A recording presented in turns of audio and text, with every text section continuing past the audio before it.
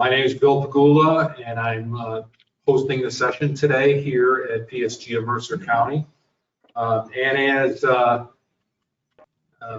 Scott kind of stole my thunder here, because the first thing I was going to talk about is that today is National Donut Day. So I didn't bring donuts, I'm sorry, but and as David said, if you buy a drink at Dunkin' Donuts today, you'll get a free classic donut.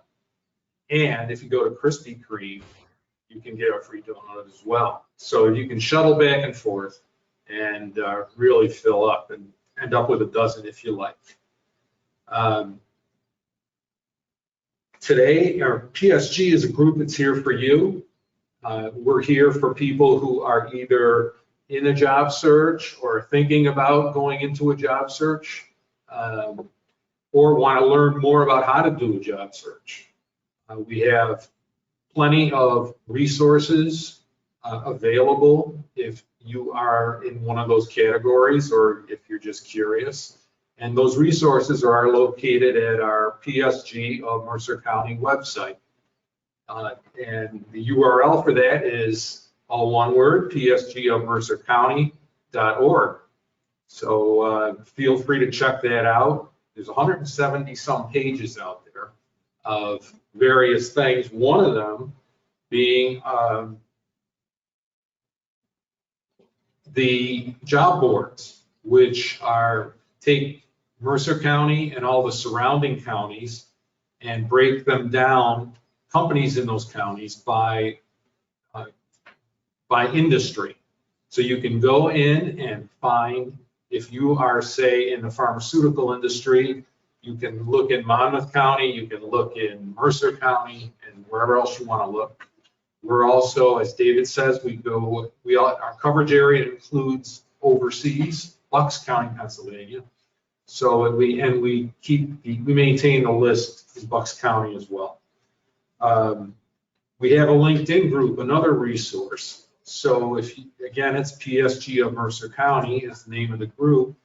And if you sign up or if you join the PSG of Mercer County LinkedIn group, you'll find yourself in pending status.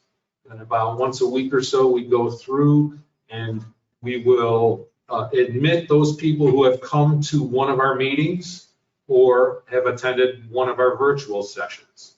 So feel free to join that. You're at a virtual session, so I guess you qualify. The LinkedIn groups are really interesting because they free you up from some of LinkedIn's restrictions. In the normal LinkedIn messaging, you get a maximum number of messages that you can send. I think it's monthly. With the link, you can email anyone in the LinkedIn group, however many times you want, as well as if you post to the LinkedIn group, it goes to all the members of the group. So it's a useful resource. People also, if they hear a good job opportunity that just isn't a good fit for them, some people put that job opportunity in the LinkedIn group. We have over 1,700 members in our LinkedIn group, so that's a broad span of people who could potentially help you as well. So now we're here in our hybrid meeting, which is hosted very thankfully. We're very thankful to Princeton Public Library and Becky to have this fine facility and have the technology to be able to do it hybrid using GoToMeeting. So that's all good. And again, thanks to the library for that. Just as an alert, on July 14th, we'll be transitioning to in-person only. So come on down to Princeton. I think the directions are on the website. And it's at Princeton Public Library. There's a parking garage right next door. Great way to meet some people and to do some networking. Today's session, we got a couple of ground rules. We'd ask you to please keep yourselves on mute if you're remote, unless you have a question. The mute button is down at the bottom of your screen, and that will prevent any side noise like barking dogs or lawnmowers or whatever your pleasure is from getting into and disrupting the meeting. So please do give us that courtesy. As far as questions go, if you have a question, put it into the chat, or you can unmute and just ask Michael your question. That will, either way, we want to get the questions answered, and I think we'd like to address the questions as they come up. So, hello, Michael, how are you? I'm better now, Okay. Michael, I want to introduce. We'd like to welcome him. He's back at Professional Services Group of Mercer County. Michael is a two-time TEDx speaker and the founder of Knocked Out Networking, LLC, a sales consulting firm focused on helping sales producers generate more business through networking. Michael's programs are responsible for generating hundreds of thousands of dollars of increased revenue, retention, and recruitment. Michael speaks at conferences and associations, runs sales meetings, delivers dynamic, results-driven programs that can be implemented immediately. His programs have been licensed by organizations for use company-wide. Clients include Morgan Stanley, UBS, and Chubb. In his spare time, Michael's put out a book called Knockout Networking for Financial Advisors and Other Sales Producers, and it's available now. For information on subscribing to Michael's free weekly blog entitled 3-Minute Rounds, please visit www.knockoutnetworking.com. Ladies and gentlemen, weighing in at 180 pounds, Michael Goldberg. All right. Good morning, everybody. Oh, before we get started, I'm going to ask for everybody, I don't know if everybody saw it in the chat, but please turn your cameras on. If you would, please, I'd like to see smiling faces. So please click the camera on and let's get ringside. Hello, cameras on. I'm very shy. Let's go, everybody. Good. All right, I want you to stay with me. Stay with, because otherwise, if the camera's off, I feel you're multitasking. I feel like I'm talking to myself. It's craziness. I want to share, and thank you for carving out time. PSG does a great job, and David and Bill do such a great job at organizing this program and making sure that all the logistics are put in place. So I want to make the best use of time. I want to quickly share a networking story, so bear with me. I've got 2 daughters. I've been like, all right, you will have 2 daughters, 20 and 16. So the 20-year-old goes to University of Tampa. She's a psych major. And she has had the unfortunate, or maybe the fortunate experience of having her cousin go to school with her down there. They had basically no relationship until they were both down at University of Tampa. And as it turns out, the cousin is an addict and is in kind of quote unquote recovery, borderline. How much can you stay in recovery when you're at University of Tampa? That's a whole other story.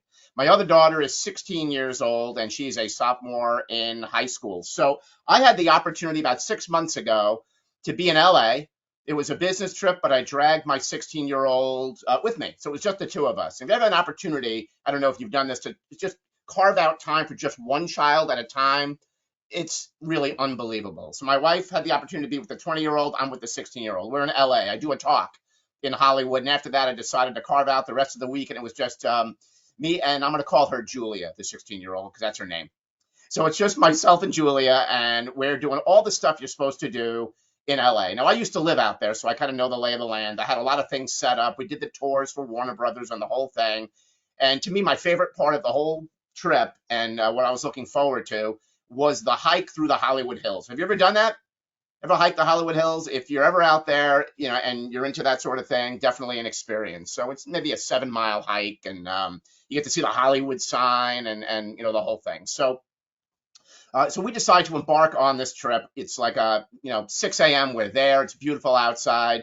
I think Julie is dreading it. I'm looking forward to it. I think she's just humoring me, just kind of going on this trip. So are you familiar with, and bear with me here, are you familiar with the 1966 Batman show? Remember that campy series with Adam West right? So the Batcave that is filmed in that show is actually at the foot of the hill that we're hiking up to the Hollywood Hills, right? It's still owned by Warner Brothers. So I mentioned that to Julia. She's got no idea what I'm talking about, right? So I have to show her the video. This is what that looks like. We have to go see the Batcave. So as we're hiking up the mountain, we take this half-mile sort of, off the beaten path hike to see the Batcave. And I'm taking pictures. I'm explaining to her what it is. She's just rolling her eyes, right? She doesn't care, right? She's 16. We happen to meet a guy and his son that are doing the same thing. And he's explaining the whole Batman thing to his son. And I'm going to call that guy Jimmy because that's his name. And his son is Levi. As it turns out, Levi and Julia are the same age. That's pretty cool, right? I hit it off with Jimmy because we start talking about Batman and what we're doing and the whole thing. The four of us decide to hike together. So now we go back, embark on the Hollywood Hills, and we're doing this whole thing. And we're talking. So Levi and Julia are ahead of us, and they're talking. And so this is 7 miles to the sign. We're taking pictures, and then 7 miles back. So we have the 14 hours to chit-chat.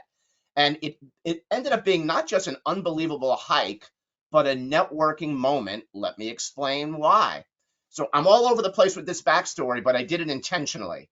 What do you think Jimmy does for a living? The guy that I was hiking with? Take a guess. This would be the interactive part of the show, so take off your mic. He's a virtual Robin. Career coach. Pretty close. Pretty close. So he is a psychiatrist who focuses on helping people in recovery. Oh. Right? How cool is that? My daughter goes to University of Tampa. Remember that little tidbit? Where do you think Jimmy is based? Tampa. Unbelievable, right? Where do you think Jessica, my older daughter, is doing an internship right now? Same place. Right? So that really happened. And it's happening right now. Let me draw this back and make it relevant to you. If I don't strike up a conversation with Jimmy, does any of this stuff happen? No. If I don't take a detour to see the Batcave, does any of this stuff happen? If I don't build a relationship with Jimmy and ask him the right questions and start learning and exchanging niceties, does any of this stuff happen?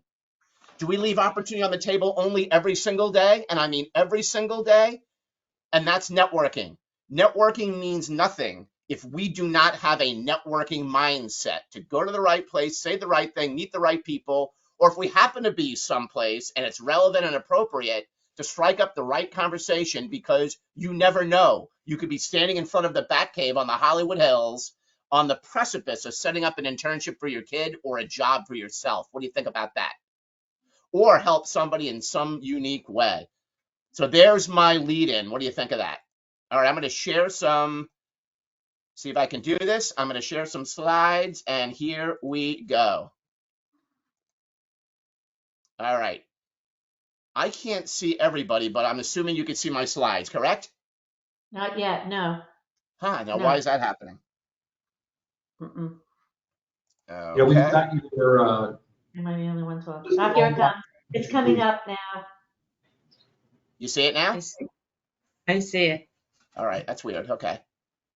This is not my first rodeo, and that's weird. Can you see him now? yes. Yes, All right. that's good. But I can't see you, so I'm just going to trust you. So, all right, stay with me. Here we go. All right, how to get the most value of today, out of today is have your favorite beverage handy. Hopefully it's coffee or water or something like that, right? Minimize or eliminate distractions. Stay with me through this, because in an hour or so, this is going to be over. Try to avoid multitasking much. I know we all do it. I'm even checking email as we speak. No, I'm kidding. Right, but try to stay with me. Take notes, lots of them. I do speak quickly. If you haven't picked up on that, be open to learning, changing, implementing.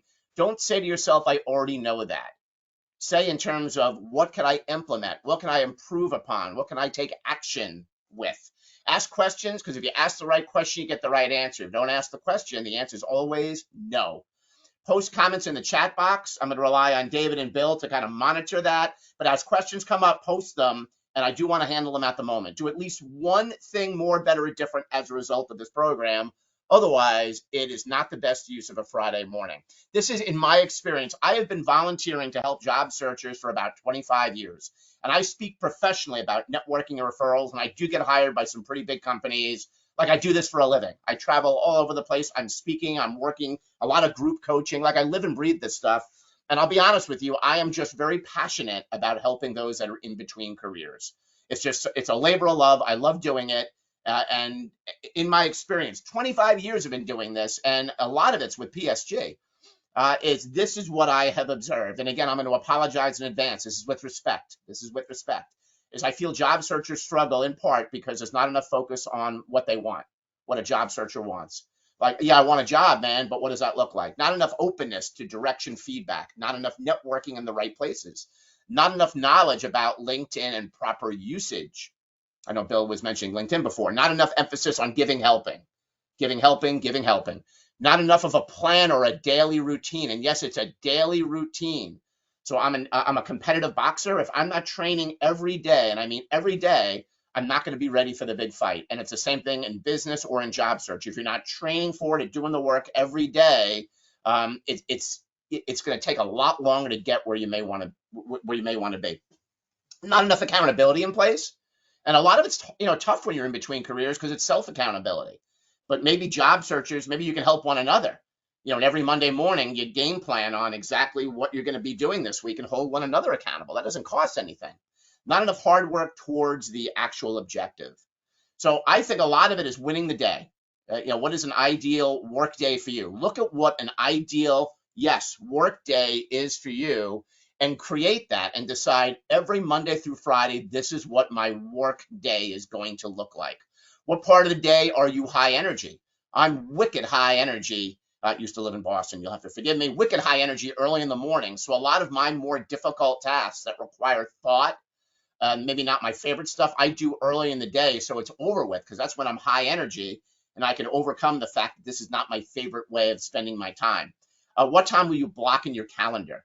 Like calendar blocking, I think, is a big deal if you are in job search, is really managing your time as if you're not in job search. What is your 30-day goal? Right? So this is good timing. We're right at the beginning of June, which means we're in 30-day goalville. So think about what you want to accomplish over the next 30 days and what that looks like and what the activity needs to look like every day. What got in your way yesterday? Right? And if that's the case, what do you need to do to overcome that? And then just consider that as you get into your day every day. And what must will be in your daily fight plan? What is a daily fight plan? We'll talk about it later. So this is me. I've got the books and the clients and the whole thing, right? These are some logos that represent some things that are very important to me. So my company, I Knockout Networking is my speaking training firm. I lead a national networking organization called the Networking Group. So it's a paid membership for small business owners. Done a couple of TEDx talks. I'm an adjunct professor at Rutgers, one day a week, and writer of books, singer of songs, rider of Peloton. I like to sip a bourbon every now and then, and I'm a big Jeep guy. And I don't know if you have a Jeep, anybody here that has Jeeps, but there's a thing where you drive a Jeep and you look at other Jeep that come at you and you kind of give like a peace sign, you wave to them. It's a community. So what I want you to do right now is I want you to think, I'm going to give you like an uncomfortable 1 minute. I want you to think of the communities that you are a part of right now, and I want you to just jot them down because these are people that you could be giving peace signs to. I'm being figurative, right? But that you can maybe think about collaborating with from a networking standpoint. So maybe not the drinking thing, right? But maybe it's something having to do with the car that you drive, an association that you're part of, maybe alum, right? So the college or university that you went to, a club that you're part of. I want you to think of some sort of grouping or gathering that you're part of where those folks may not know that you're in between careers right now. I'm going to give you a minute, 1 minute to just start jotting that down and make this relevant for you.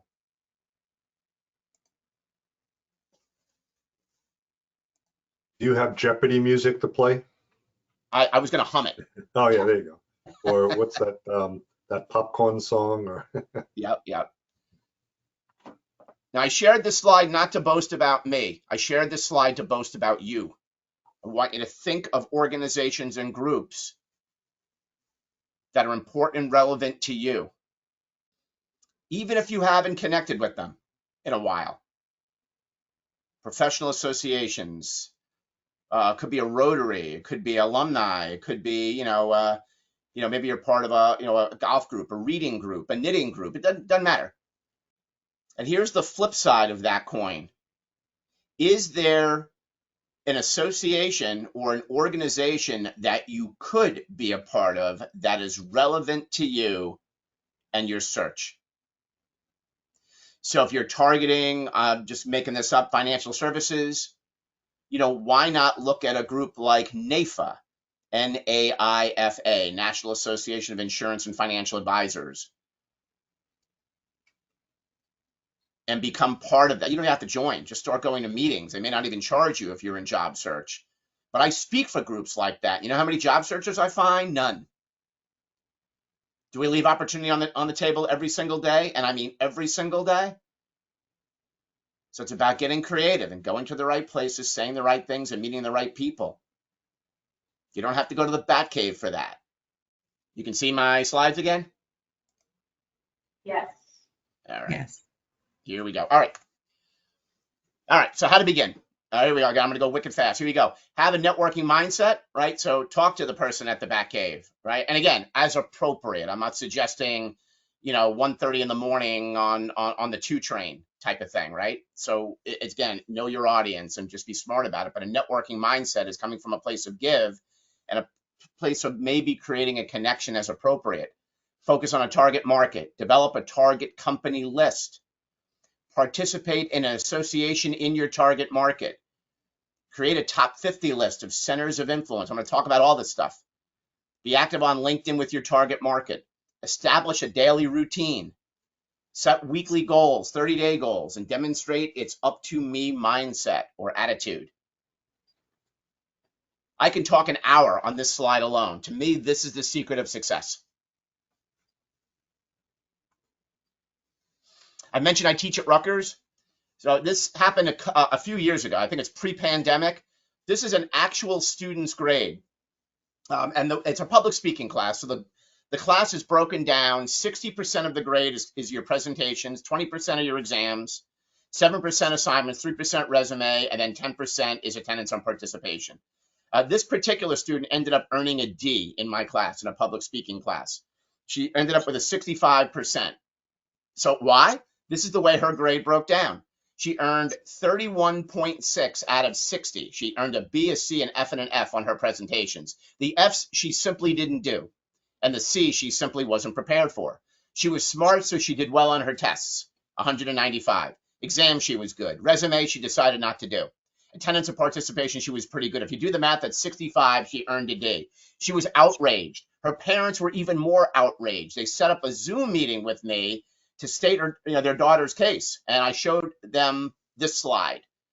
I was no longer in trouble, the daughter was. The point is she simply didn't do the work. And in job search, it's really about doing the work. And yes, I'm riddling you here. A little Jewish guilt splashed in there. It's about doing the work. Not my first rodeo. Job searchers, often get a lot of programs like this, but it's really about implementation and doing the work. So I'm hoping as a result, you'll do the work. All right, I'm going to go by this. So here it is, networking mindset. I want to talk about this. So this, in my mind, is what a networking mindset is. And again, this is really what got me to talking to Jimmy at the Batcave, or a lot of my interactions with people is I come from a place of health and safety. How are you doing? How is everybody? Especially after a global pandemic, I just feel it just feels like a very human thing, to talk about, that people have all kinds of things going on. And when I meet people, very nice to meet you. You know, how are friends, family? Is everybody okay? I just find myself saying that. Networking mindset is also interested in learning, interested in helping, offering help, asking questions, listening, being interested in what people are talking about, providing resources, and as appropriate, making introductions. So if I was going to underscore this with a concept, it would be a networking mindset is about the give. Without having a networking mindset, I believe that networking is diluted. It is just not nearly as effective, and it becomes work. If you're leading from a place of giving, helping, learning, I think networking can be really fun. There's only 6 reasons why we network. I was going to ask you, I'm just going to rattle through them. Landing a job. 76% of job searchers, according to SHRM, Society of Human Resource Management, end up landing interviews through networking. 76% of job searchers, right? So landing a job. Second reason for networking is generating business. Third is social reasons, to meet people, other people that knit or golf or drive Jeeps or whatever your thing is. To learn something, to learn about a product, learn about a service, learn about an industry, profession, market segment, niche, dynamic, demographic, geography, whatever it is, a new career. So it's really, here's the 1, 2, 3 punch of networking is it's obviously we're looking to land a job, but it's about what type of job are you looking to land and where do you need to go? What do you need to say and with whom do you need to say it? That's networking, right? The where, the what, and the with whom. And it's the same thing with all of these reasons for networking. If you're looking to generate business, so my niche market is financial services. So like, duh, why am I hanging out at Citi Field yesterday with a bunch of financial services people that run firms, right? It's going to the right place, saying the right thing, meeting the right people. Social reasons, learning something, paying it forward is another reason for networking. I think this is an example. I feel I'm kind of doing this, right? Is just giving without expecting anything in return. And finally, solving a very specific problem. Some of my networking these days is to get insight and help with regards to Alzheimer's, because my father-in-law is going through Alzheimer's and dementia and everything else, and it's something that is going on in our lives right now. So I'm always looking to network and learn more and get more and better resources. So this is a really important slide because I think anyone and everyone that we meet or that we know that is networking, some of this is relevant to them. Right? So as we're meeting people, it could be somebody that's looking to land a job or grow or generate business or whatever it is. So the point is that it's not just about us. Other people are looking to solve a problem or accomplish a positive outcome. And also it's important for us to be clear in terms of what we are looking to do. And finally, and I don't know if you're getting this, I live and breathe networking.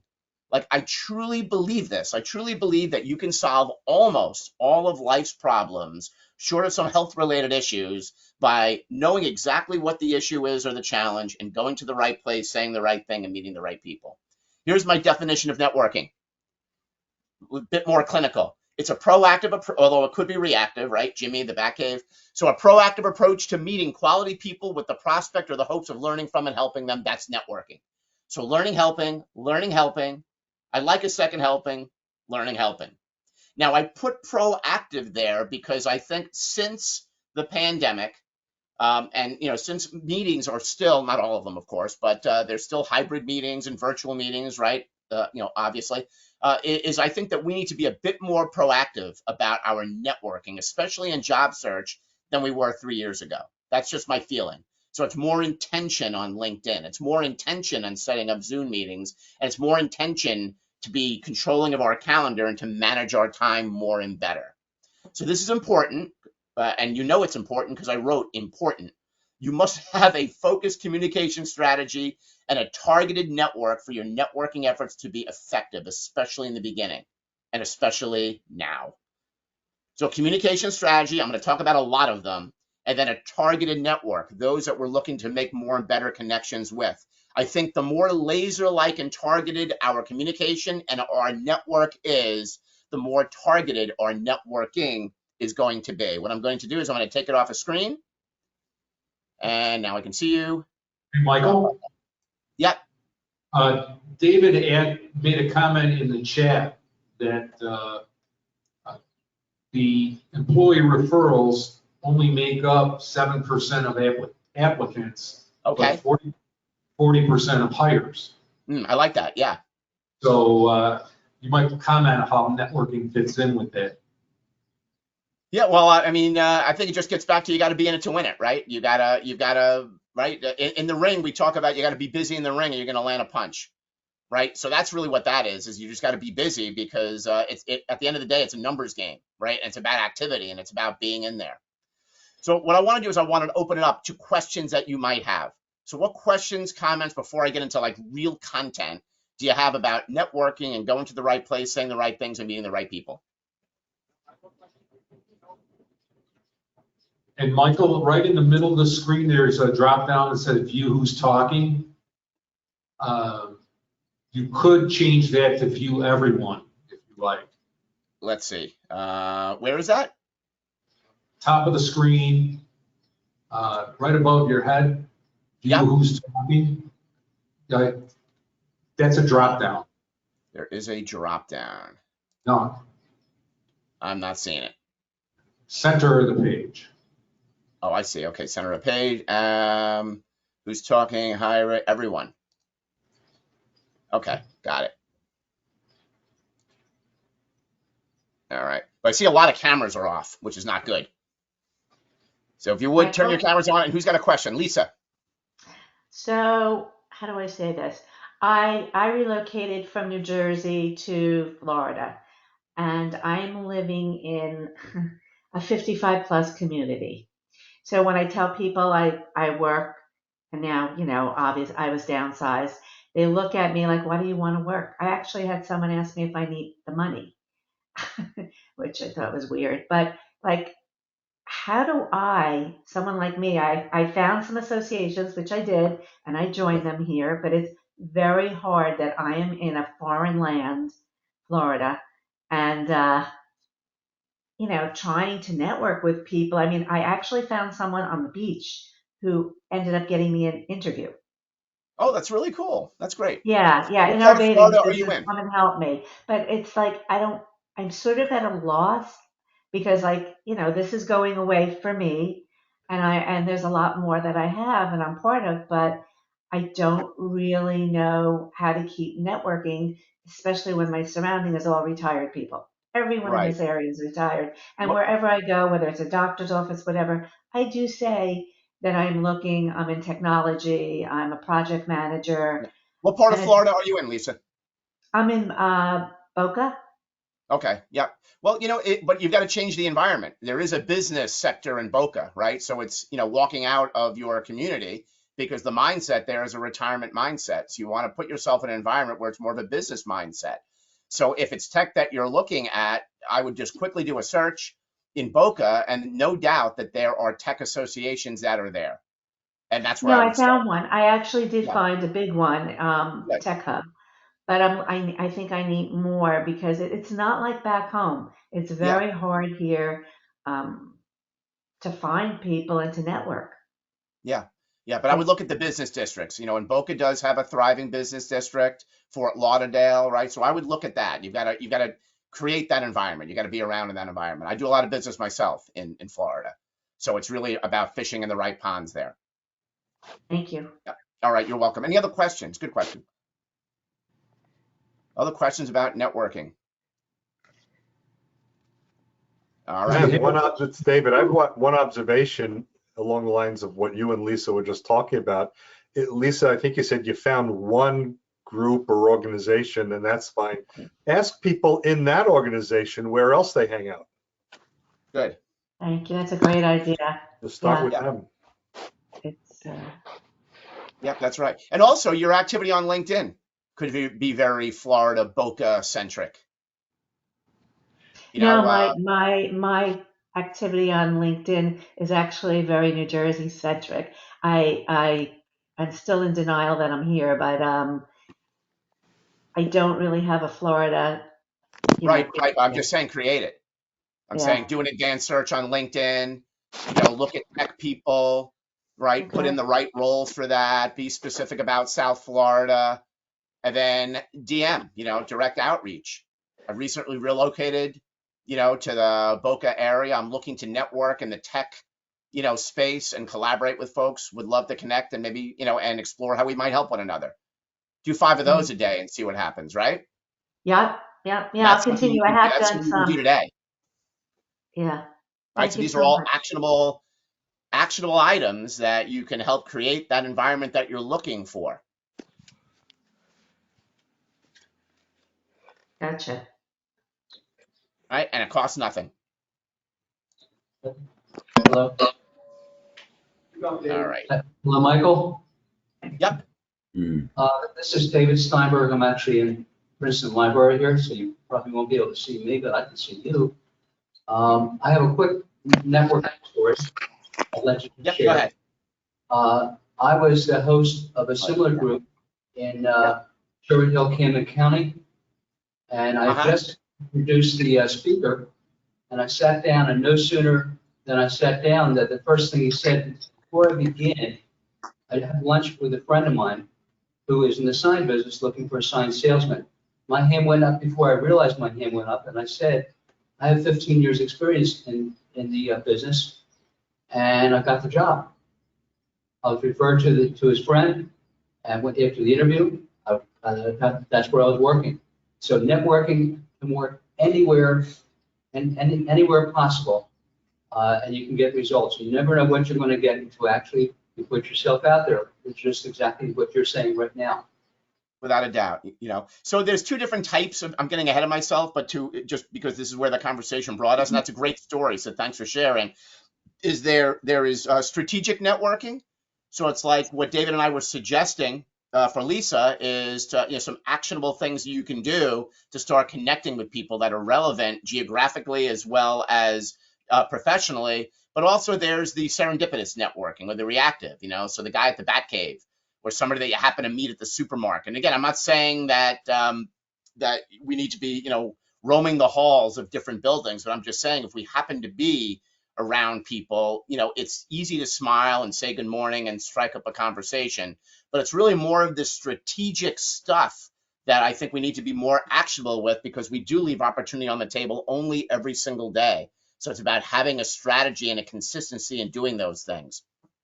All right. So in terms of connection, I know I make it sound easy sometimes, but the reality is, in my experience, we only truly connect with about a third of the people that we meet in a networking environment. In other words, if we go to a chamber meeting, if we go to a professional association, and again, I'm pretty good at this stuff, and these are my numbers, is if I meet 10 people, I only truly connect with about 3 or 4, about 1/3 of those folks. And by connect, I mean, like, you had me at hello, where it's just easy to talk to those people, and there's a lot information to exchange, and it feels natural and it's collaborative. I refer to that dynamic as the 1/3 dynamic. And then there's the 2/3. Those are the people that we meet, and it's fine, but there's just no there. And that's okay, right? Because we're not going to connect with everybody that we meet. So the punchline here is focus on the 1/3ers. Focus on the people that you truly have a great connection with. Here I'm at this Mets game yesterday. There's about 25 people that are part of this group. I know many of them, but truly there's about a subset of about 1/3 that I have a much better connection with than I do with the other 2/3. So don't get discouraged if you don't connect with everybody that you meet. It's just not going to happen. But it is something to think about, is if you're, and I'm not being funny here, is that you feel a challenge connecting with most people that you meet. It might be something that you're doing or saying or not saying. So that's something that you may want, somebody to kind of observe or share, where you can demonstrate what you're saying to people, and maybe it could show up that, maybe you're focused on, just yourself, or maybe you're not asking the right questions, or whatever it might be. But that's a valuable assessment. But bottom line, focus on the 1/3ers, the people that you have the best connections with. And we all have them. All right.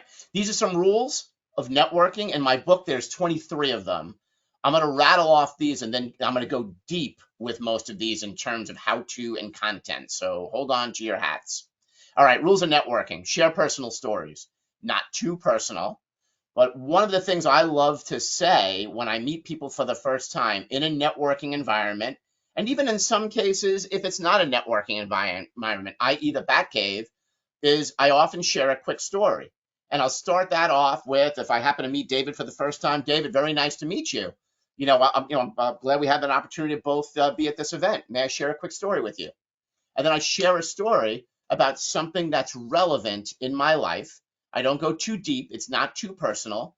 And I share it if I think it's funny, or I think it's relevant, or I think it's something that the person that I'm meeting might have some experience with. So I might share something depending on the venue, about my father-in-law with Alzheimer's.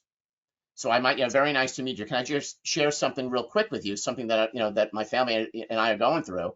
My father-in-law has Alzheimer's. We're having a really tough time with it. Do you have experience with that or insight about that? And now all of a sudden you might make a very personal connection because, who knows, right? But it's still very human. And then after that, you can start to get into more professional stuff as appropriate. So then I would say share a current professional story. It might be a story of when you were working, your most recent job, or maybe a story in terms of your search and some things that you're focused on right now that you think are fun, interesting, relevant. Share solutions and ideas, nothing negative. Ask great questions. Be interested. I'm going to get to that in a minute. Focus on your target market or niche market, which means you have to have one.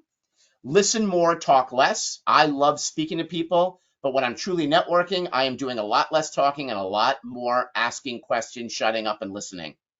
Create and use your elevator speech. Going to talk about that and be clear on how others can help. Be clear how on you can help them, but also how others can potentially help you. All right, here are some examples of questions that I love asking people. I don't walk around with this slide. I don't walk around with these questions on an index card, but it's not a bad way to start a conversation.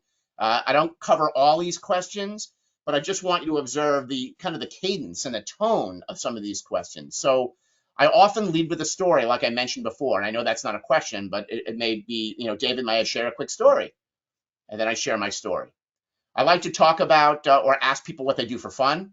So you have anything fun planned for the summer? What and who do you work for? So are you working right now? Who do you work for? What are some things that you're focused on? How long have you worked there? Do you like what you do? Why? How do you market yourself? I love learning about people's marketing and some things that they're doing that are interesting, fun, and maybe I can learn something.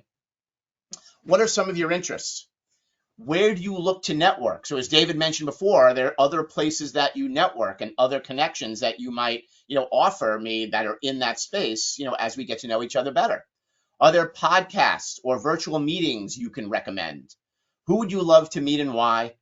And then if I happen to like them, 1/3erville, I really love what you're saying. It's really interesting. It seems like you're really focused. I would love to explore ways that I might be a resource for you or some ways that I might help you. So these are some of my boilerplate questions that I typically ask people. I want you to notice that they're all open-ended. Rarely do I get like a yes, no. So they're designed to be open-ended and conversational. And I often know that I'm down the road to 1/3erville when after I ask a question and that person answers this question that they say, how about yourself? So when somebody seems just as interested in me as I am in them, it's collaborative and I feel that 1/3er vibe. Now, I'm not saying these are the end all and be all, but these questions are the end all and be all for me. And do other questions come to mind? Of course.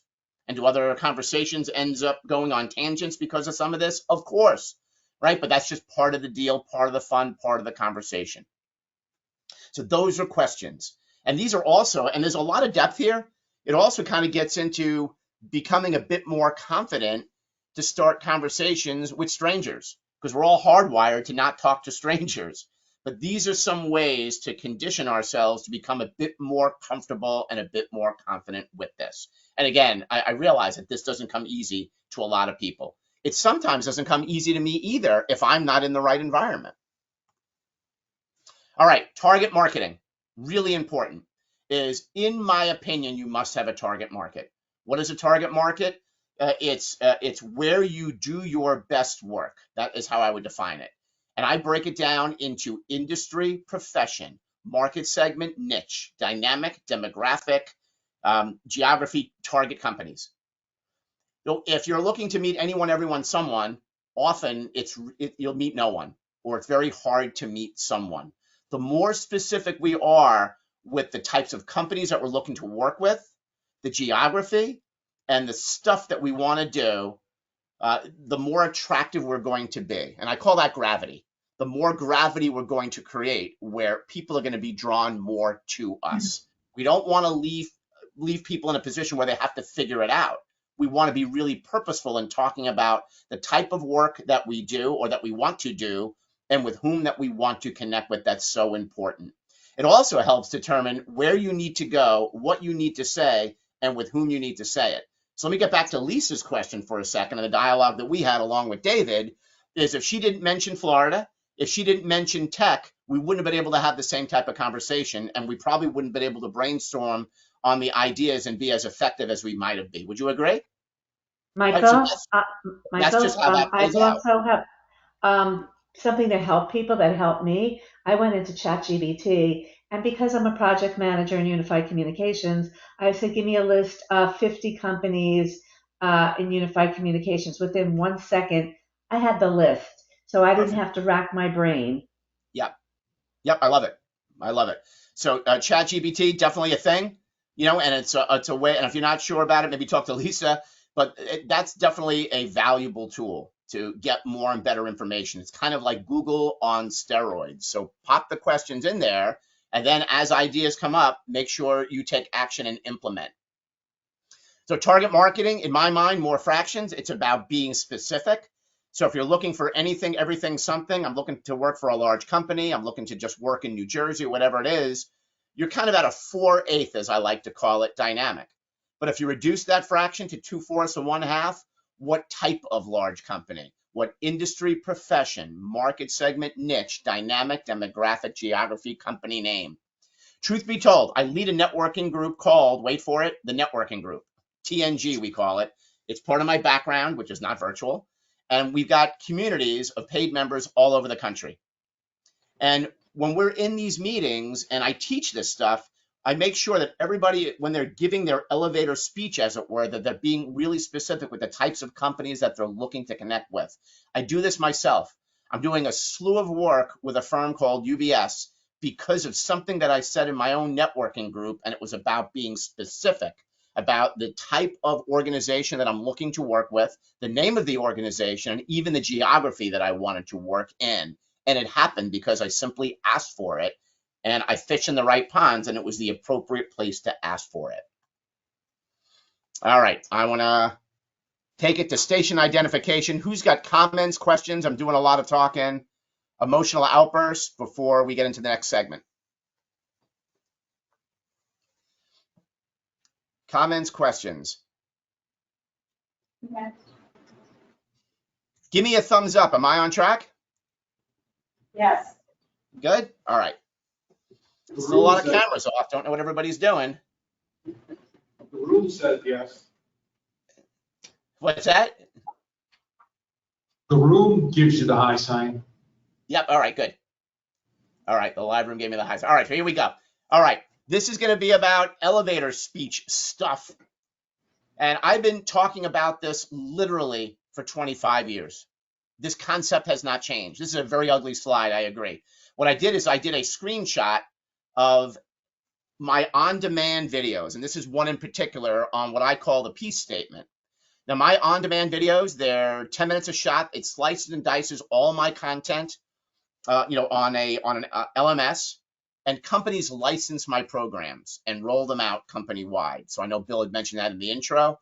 This is a screenshot of the peace statement video. This is by far the most watched video out of all of my 24 videos. So it's like going to Netflix and seeing the movie that is most watched, kind of like in the top 10. This is in my top 10. This is number 1.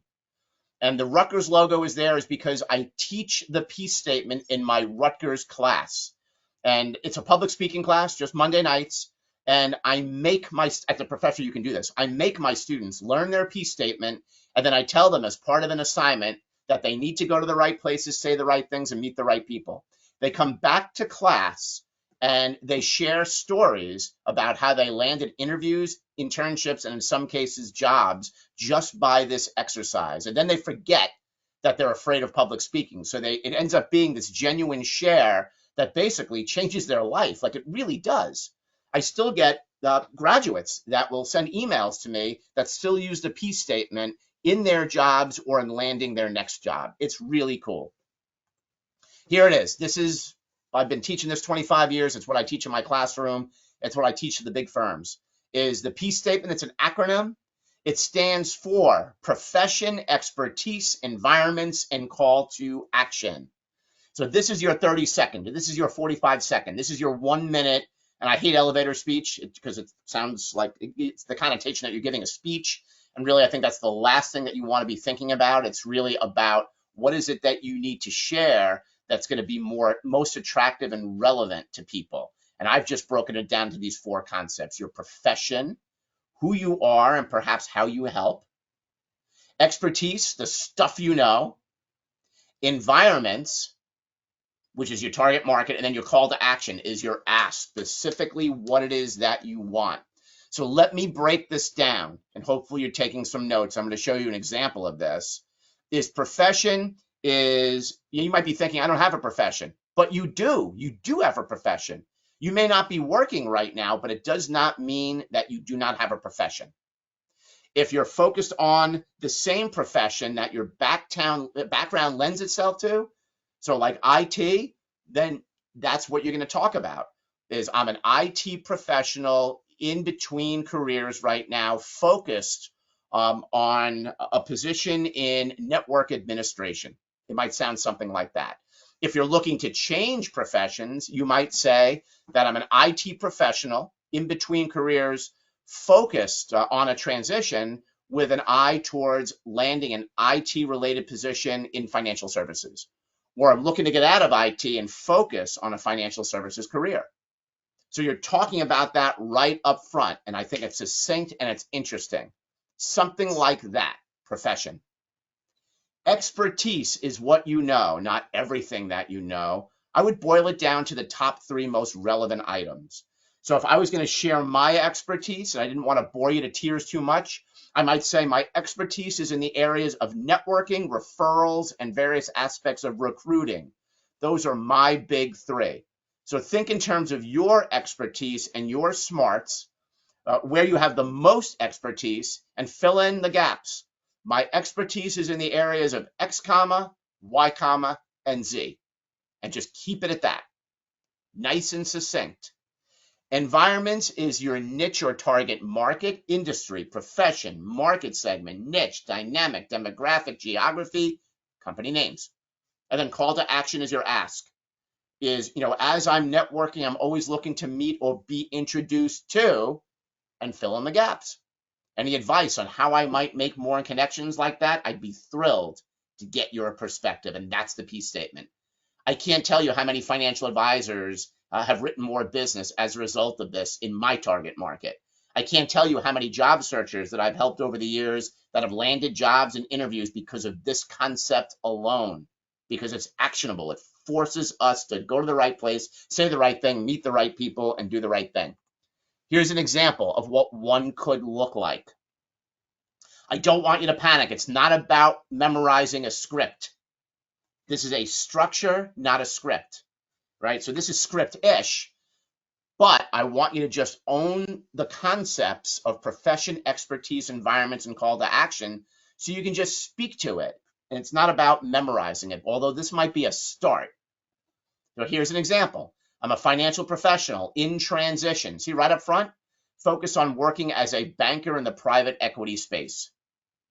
That's profession. My expertise is in investment analysis, accounting, and financial planning. I'm focused on working for firms like, here's the environment piece. I'm always looking to meet or be introduced to CPAs, bankers, and financial planners. Any advice, insight, recommendations as to how I might make a connection like that would be awesome sauce. So this is an example of a P statement. I think that this is absolutely brilliant, if I don't mind saying so myself. The reason is because not only does it give you the right thing, and myself, I mean, I do this too, that it gives us the right thing to say, but I think the real brilliance is in it forces us to be focused, succinct, relevant, and from more of a strategic planning standpoint, it helps us determine where we need to go, what we need to say, and with whom we need to say it. And that's networking, baby. That's networking. So what questions do you have about the peace statement? Questions, comments about the peace statement? Anybody hear the question? And I can see you, so put your cameras on and ask questions. Michael, it's Lisa again. Melissa. Oh, go ahead. Sorry. Well, I like the call to action part. Where you're actually I started networking in late March as a directed campaign, and I started out by going to a major organization that was having an event, an annual event, and it had a listing of all of the women's groups. So I just started going down a list and going to their events. And the one thing that I haven't done is says this is what I'm looking for. I'm actually I'm transitioning from journalism, television journalism, to teaching, and now I want to go into diversity and inclusion, which I know is under duress right now, but I still want to try it. And so I'm just wondering how to say that where it might be a sensitive item. Yeah, you mean how you would go about putting it into the peace statement? Yes. What I would do is I would just and Bill's got the slide, so I assume he's going to post it and you'll have it. But what I'm going to suggest is take the model that I have and just simply replace it with yours as a starting point, right? So profession, I'm A, transitioning to B. My expertise is in the areas of A, B, and C. My background is in this, although I'm focused on working for companies like, and then call to action. From a networking standpoint, it would be helpful for me to connect with and mention the 2 or 3 different professions that you think you need to connect with to make the aforementioned happen. Yeah. Thank you. And yes, the slides will be posted on our website. The slides will be posted on our website. On the main page, you'll see on the right-hand side a link to YouTube videos, and you'll be able to get that soon. Yeah. And if you want, Melissa, connect with me on LinkedIn. And if you want to send me a sample peace statement, I'll look at it. Hey, all right. See what happens when you ask questions?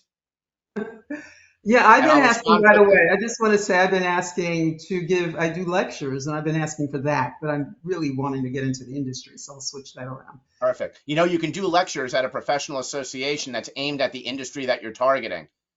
And by doing that, that's networking on steroids, right? Is speaking to your target market, right? So now you can ask a peace statement in front of your audience because that's just part of your intro. What do you think about that? That's just putting yourself in harm's way, I'll try it. right? Okay, Yeah. good. No, I think you're on the right track, Melissa. Thank you. Lisa. Me again. Lisa, I feel like I know you. Yeah, it's okay. That's good. That's a good thing. So I see that you have I'm a financial professional in transition. Do I really need to say I'm in transition? Or can I just say, I'm a project manager, program manager, and, go on and on with my Well, if you spiel? don't say you're in transition, you're giving, I'm not sure if you're creating the right context because people are going to be confused as to what you're asking. Okay. Right? It's not going to really create the right context. I think you want to share with people and be upfront with it, not in a doom and gloom way, but in a strategic way. And this way they know, because otherwise it's going to be confusing. And if it's confusing, you're kind of on the road to 2/3 because people, I'm like this myself, is that if people are not clear about what they're saying and I have to do too much work to figure out what they're trying to say, it's hard to help them. And most people kind of give up on it. But if you make it easy, right, you're increasing the odds that you're going to make a connection. And the goal is you want people to be able to help you and you want to be in a position to help them. Okay. Right. Thank you. I appreciate Good that. question. Yep. Other questions? May I have, this is Alexandra. Hi. I just wanted to make a comment. I don't know if I relate with Lisa, but sometimes I think we feel uncomfortable when we are in the transitioning time. And I think many times we end up not being stimulated or with that all pumped up, as you were saying, Michael. But so I think that when we can break that bubble or burst that bubble and actually embrace saying that we are in transition, I think it's a huge step, Lisa. I feel exactly, I know exactly where you're feeling because until I came here, I was having a really hard time. And as I started coming every week, it gave me more strength and it made me feel less embarrassed, as if we should be embarrassed Oh, by being. I'm not embarrassed. It's just I've gotten some negative feedback about it. I know people who have never had anything but one job, and when I've said it, they really didn't want to be involved with this. So now I don't care. I say I'm in transition. It's part of life, and people think that there's nothing, that one job for 30 years is still going on, and it's really not. Well, Yeah, but everybody's not going to be a one-thirder, so it's just moving right along, and this is nothing to be embarrassed about. This is obviously we're here on a Friday and look at all of us, right? It's not like it's an anomaly. It's a common thing, and it's rare to meet somebody that hasn't been in job search, right? It's so rare. So I think it's a good thing to put it out for a number of reasons, just for clarity's sake and to create the right context, but also think of the gravity you might create if you're speaking to somebody and you talk to them about how you're in transition. And I don't mean gloom and doom stuff. I mean just creating that context. If you're speaking to somebody that's been in job search, they're going to be more inclined to help you, because if you've been in an extensive job search, you have a scar that will never heal. Do I speak the truth? Like, that never goes away. So once you're back, there's this component of, when people are in need to look for their next thing, you're more compelled to want to help them. So I'm not saying, to kind of play it up, for sympathy. I'm just saying it's about context and clarity and making a connection with people.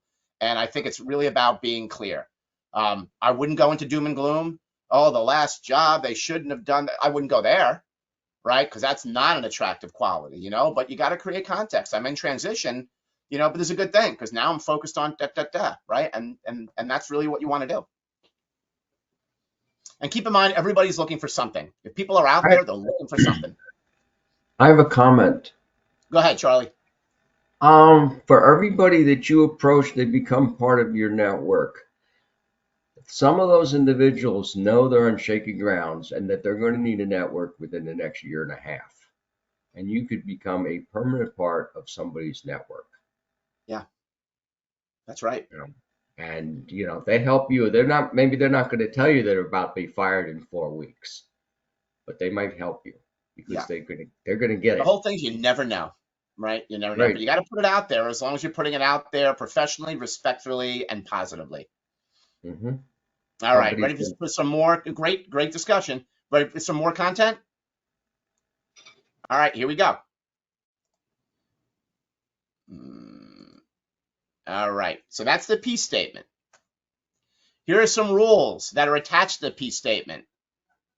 Kind of the do's and don'ts, really. So in my opinion, here are the rules, right? We don't talk about Fight Club, but we do talk about the peace statement. So you have to be asked. Right, so you can't, even Charlie can't just work a room. He probably could and say, "Hi, my name is Charlie. Profession, expertise, environments, and call to action," because they might escort him out of that room. As my daughter says, TMI, too much info. So in almost all cases, you kind of have to be asked. Now, there's 3 exceptions to the you have to be asked rule. Is if you are the speaker at an event, right? So we mentioned that before. If you're speaking at an event, you can have somebody introduce you with your peace statement, or you could do it yourself. Right, in terms of your peace statement. And now it's appropriate because it's just the intro when you're speaking.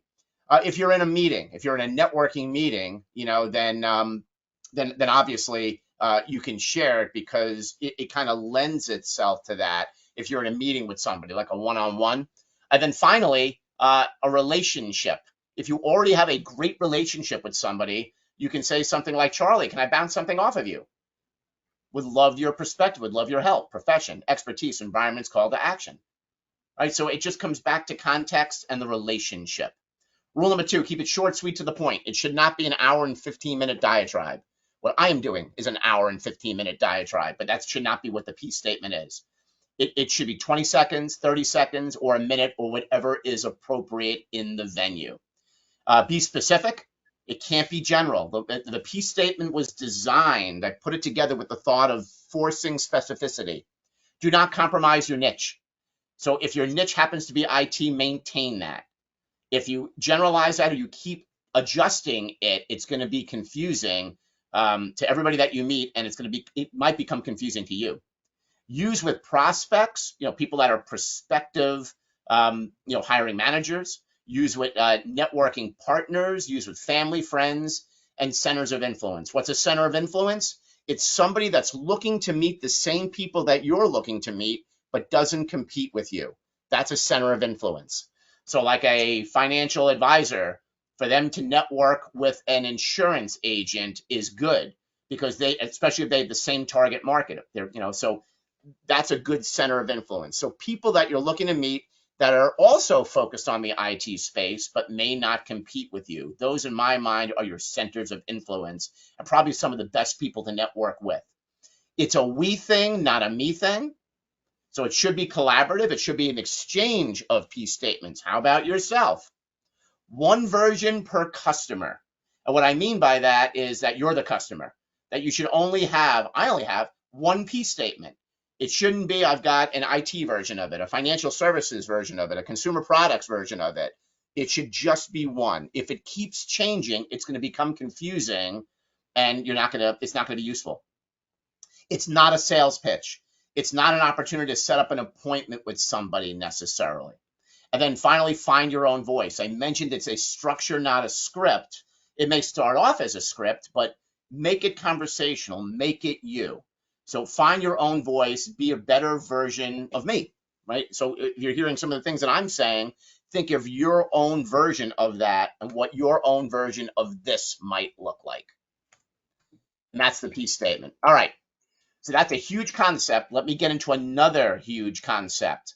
And this is something that I help job searchers with, and I certainly help my clients with, is developing their top 50 list.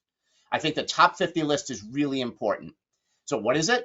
Top 50 list is, and you may not start off with 50, let's just call it 10, are your centers of influence and the people that you already know that might be the best resources for you to connect with the people that you're looking to connect with. So in essence, I want you to think about the people that are the most influential in your targeted industry, profession, market segment, niche, dynamic, demographic, geography. And I want you to think of who those people are. And the caveat is you need to have a good to great relationship with them. What I want to have you do right now, and I'm going to no Jeopardy music, like 30 seconds, is I want you to start jotting down names of people that are in your world that you already know that you would consider your centers of influence. See if you can come up with 5 names. People that target your targeted industry. On your mark, get set, go. 30 seconds.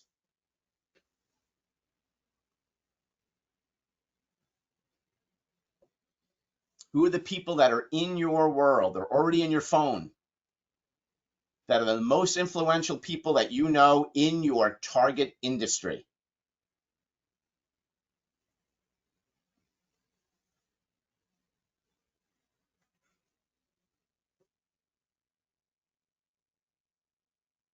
Ten seconds. And time. So you're not going to probably have 50 out of the gate, but maybe a good goal is to compile up to 50 throughout the summer, right? If you need to, in fact. So centers of influence. So I have a top 50 list, and I've been doing this for a long time. And every quarter I look at my top 50 list and it gets refreshed because I meet new people. And in some cases, people's lives change, or they retire, or they move to different companies, or relationships just go in different directions for a whole bunch of reasons. And my top 50 list gets slightly refreshed. But they become the most important and relevant people to me from a networking standpoint. And it ends up being where most of my own business comes from. If I was in job search, this would be my numero uno list. These would be people that I don't let get more than 30 days away without having a networking meeting with them, which could be virtual. And the networking meeting is really a discussion of how you can help one another and how you can help one another connect with people that can be helpful. Imagine working that list and what might happen. So that's the beauty of going to professional associations. That's the beauty of LinkedIn. That's the beauty of all the networking that we're talking about, because it's a way of starting to fill in and refresh your top 50 list. What questions do you have on what this list might look like for you?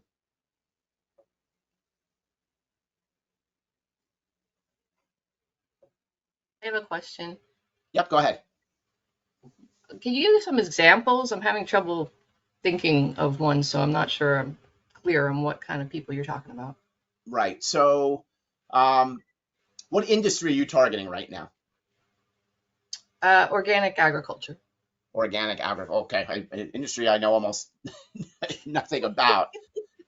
So you might think in terms of who would you say are, and you don't have to rattle off names, but think of 5 of the most influential people in that vertical that you know that you think might be helpful to you. Right? That might be a good start. I'm trying to get into it, so I'm just trying to, I don't know that I know. Well, maybe I do. I just haven't thought about it, but. Yeah. So this is something you want to think about. And this is something that if you go to LinkedIn, that could be of help, people that you're connected with. And often one of the easiest things to do is just looking at your phone, A, B, C. And as you start doing that, names pop up that you might have forgotten about that you do, or at least had a great relationship with. And those are some great places to start.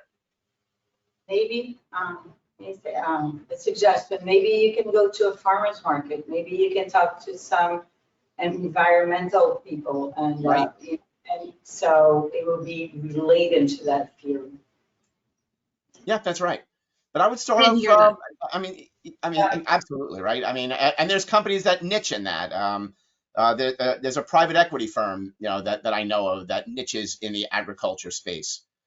So look at organizations that are niche there, see if you can network with them. But I'm gathering if that's the space you're in, that you know a lot of people that are there. You just have to take the time to look at that. Is Charlie? Michael? Oh. Oh, I have a comment for her. Yep, County go ahead. ag agents. I have a comment for her. County ag agents. They're all across the country. They're paid by the U.S. government. Eventually, somehow the money flows. And there's got to be one of them somewhere that will talk to you. Yeah. I didn't- And even on LinkedIn, there's got to be agriculture groups. Yeah, there are. Organic is, obviously a subset, so that's. Yeah. Hey, Michael, question for you. Go ahead. Could that be somebody, like I've developed an extensive network of companies that I want to work for, and I have a lot of internal recruiters that I've connected with. Perfect. Could those people be added? Yeah. They can. It's a good start, provided you have a good relationship with them. And that's kind of the key, is you've got to start. It's got to be relational, but you start where you start, and maybe you can cultivate a relationship there. But remember, a recruiter's job potentially is to help get you connected with those companies, although they're typically very loyal to the companies that hire them. But to me, it's really, you can start with a recruiter for sure, but ultimately you want to be able to fill up that top 50 list with the people that you have some level of control with because you have a relationship with them. Right. Okay. Thank you. But it's a great place to start for sure. I like the fact that it's targeted. This is something else I just kind of glossed over, is one of my favorite activities when I have downtime, and I really do this, is, and most people are texting, tweeting, twitting, posting, Facebook. When I look at my phone, I love looking at my contacts. Being a networking guy, I'm obsessed with my own contacts. So I just simply in my phone go through just some random letter, and I start looking at names of people that maybe I haven't spoken to in a while. And I start jotting those names down. And it's really kind of fun to just randomly call them or send an email or a text as appropriate and reconnect with people. So much fun and so much value because we know way more people than we realize. Often we're so focused on making new connections that we often are blind to some of the connections that we already have. And again, free. It's just something that you can just do like today. You know, like what would happen if you reconnected with one person in your contact list a day? Just to reconnect. It's been a long time since we've spoken. Would love to catch up. And now you can kind of exchange where you're both at. You can get into, you can practice your peace statement, right? And see where all this stuff goes.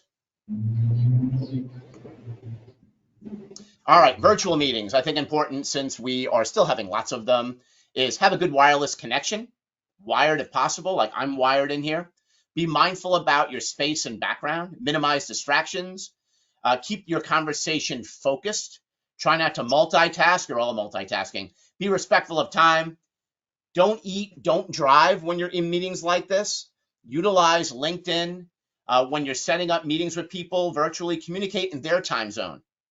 Like I do a lot of work on the West Coast, and what I do is I try to communicate in Pacific time, so this way I'm not troubling them with doing the math. And then you arrange the meeting. You know what, I'll handle this, I'll set it up in Zoom. It's just a very charming way to manage virtual time if you're the one. And finally, keep your camera on. All right, so here are the 4 phases of networking. This is my networking system. And this is how I think the cycle goes in terms of if you're really serious about the business of networking. And I think in job search, you kind of got to be. Here's the cycle. There's the 4 phases. Is preparation, presentation, follow-up, and maintenance. Preparation, presentation, follow-up, and maintenance. Preparation is your homework. It's being prepared to go to an event. It's being prepared with a peace statement, being prepared with the questions that you're going to ask, your ability to listen, coming at this from a networking mindset, and knowing what your objectives are at said event, whether it's a live event or whether it's virtual. Presentation is what you are doing face-to-face. F2F is face-to-face. Face-to-face, nose-to-nose, belly-to-belly. The questions that you're asking people, how you're sharing your peace statement, how you're showing up and listening, and what all of that looks like, and how you're striking conversations up with different people. May I share a quick story? And practicing that and starting to get better at that. Follow-up. Nothing great happens without follow-up, or as I like to say, the FU, the follow-up.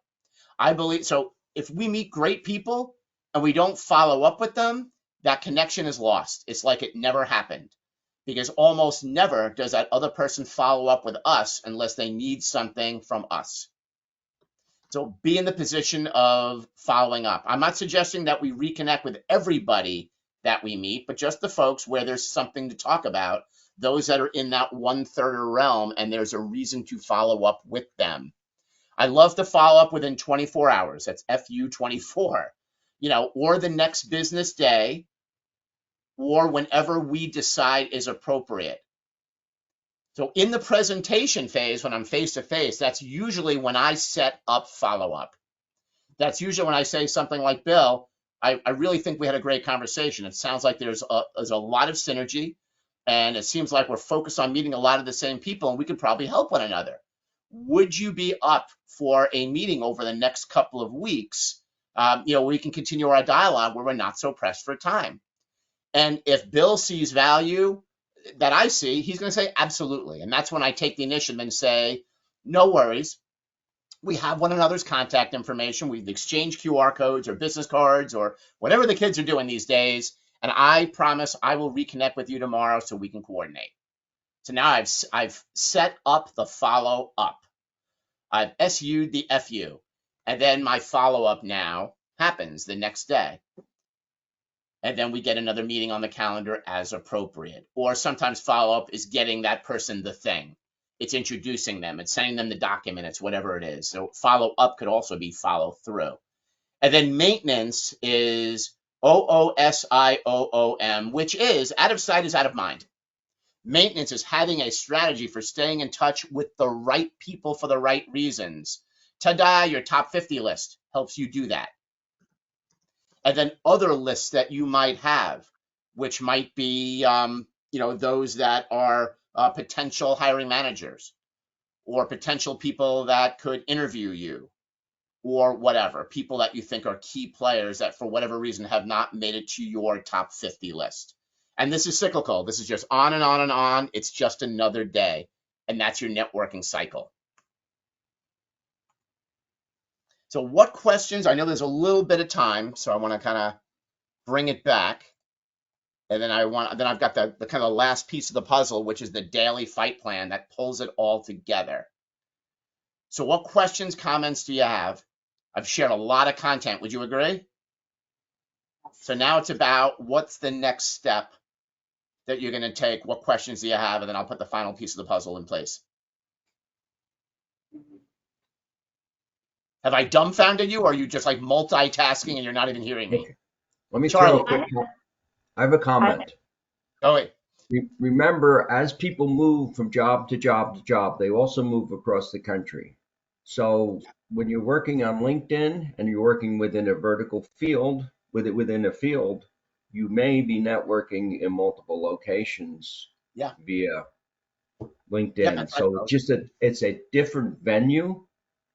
And I happen to know a guy in 7 years, he went from here to Colorado to California. Now he's in Seattle, Washington in the gaming industry.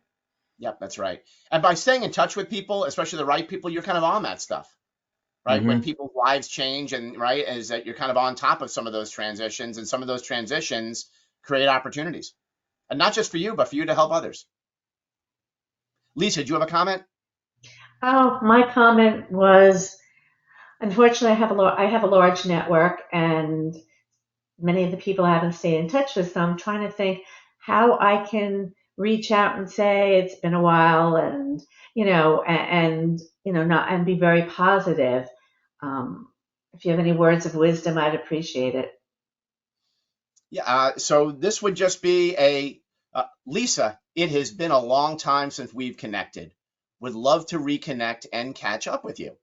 So that could be a text if you're in that basis with somebody, right? Great. It could be an email if it's at that basis. It could be a LinkedIn, or it could just be, my favorite is a phone call.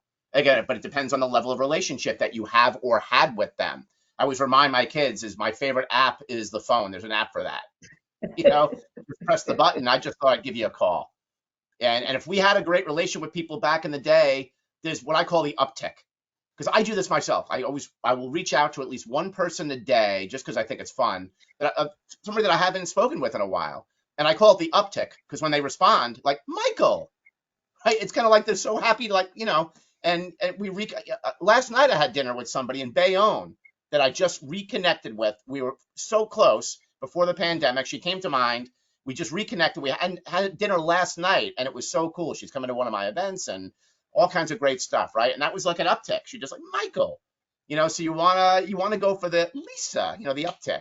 It's just something as simple as that. Most people don't. The simple things, the simplest things to do are also the simplest things not to do. And these are all little tactics that cost nothing, but that have great return in terms of relationship opportunity, and really coming from the department of you never know. So I'm looking at time. I want to add the last piece to this, and then I'll turn it back to David and Bill to kind of put the finishing touch on. I want to be respectful of time. Let me just put this back.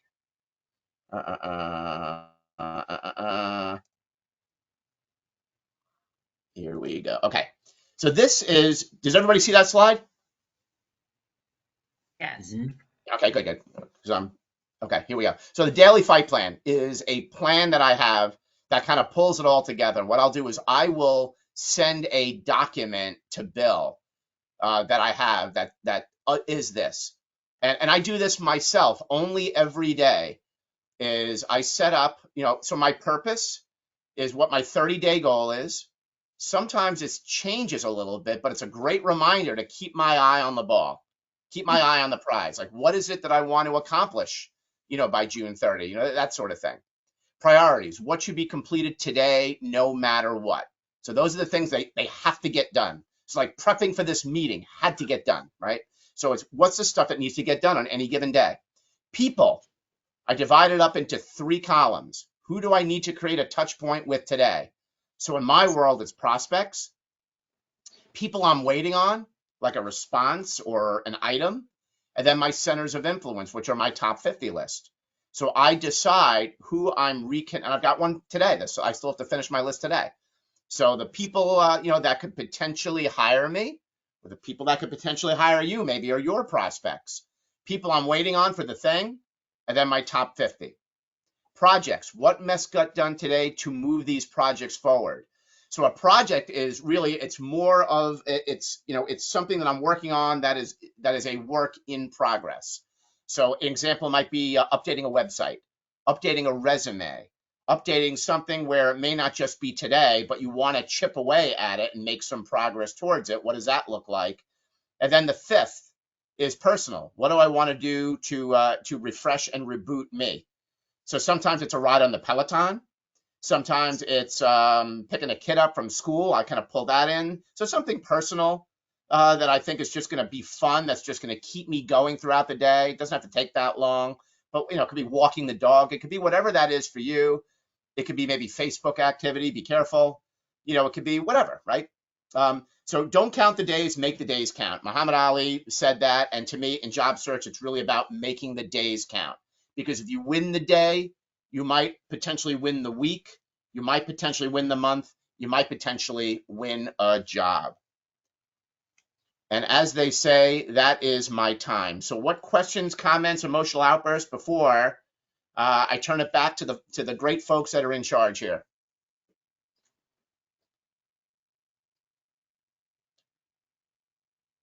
All right. Did I deliver? You sure did. All right. Here's my last comment. I'm going to turn it back. Here it is. Ready? The speakers usually they end with a right? Great comment. Here it is